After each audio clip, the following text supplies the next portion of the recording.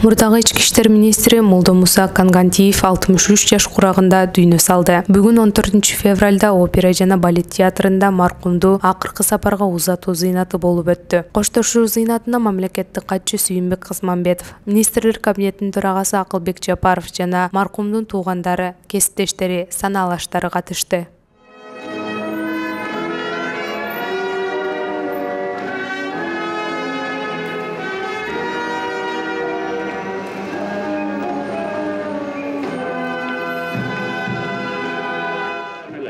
Ал мыкты офицер эле өз кызматын өтөп жатып, 4 саат уртокко калынып, ден соолугунан айрылып, эс учун жоготуп баратса дагы, ал офицердик мундирди бекем сактап, эч кимди саткан эмес. Ал алдына бекем турду. Шаардын борборундагы флагштокко сайып койсо дагы, ал баарына кайыл эле. Ал ушул азаптын бүтүшүн каалаган. Ошол күнү бүгүн дагы көз алдыбызда турат. Молдомуса Кангантиев ошондогу элеси менен бүтүндөй милиция кызматкерлеринин реалдуу тагдырын көрсөтүп турган. Молдомуса Кангантиевдин ошондогу бекемдиги бардык милиция кызматкерлерине катуу таасир этти. Аларга үлгү болуп калды. Сизден айрылуу, урматтуу Молдомуса Тажболотович, жалпы журтубуз үчүн орду жоготулгус чоң жоготуу болду. Кош, тизгиндеш генерал, жаткан жериңиз жайлуу болсун, топурагыңыз торкой болсун, жараткан сизге өз бейишинен орун берсин. Бүгүн Кыргыз Республикасынын милициянын оор жоготууга учурап турабыз. Кесиптешибиз милициянын генерал-лейтенанты Молдомуса Ташболотович шумажал арабыздан алып келди отурат.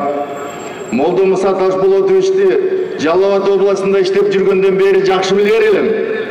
Молдомуса кесиптешибиз улууну урматтап, кичүүнү сыйлап, ичинде кири жок бийик адам эле. Өз кызматына абдан тың, кесипкөй, кайсы кызматта болбосун камчы салдырбай так иштеп келер эле. Акыркы жолго мени узата турган менен менин бир жалгыз бир тууганымды. Эми менен мени узатып отурат. Өкүнүчтүү ушул. Менден 12 жаш кичүү болчу. Ойлодум эле, мени узатып коюп. Акыркы жолго да ошол үмүтүмө жетпей калдым.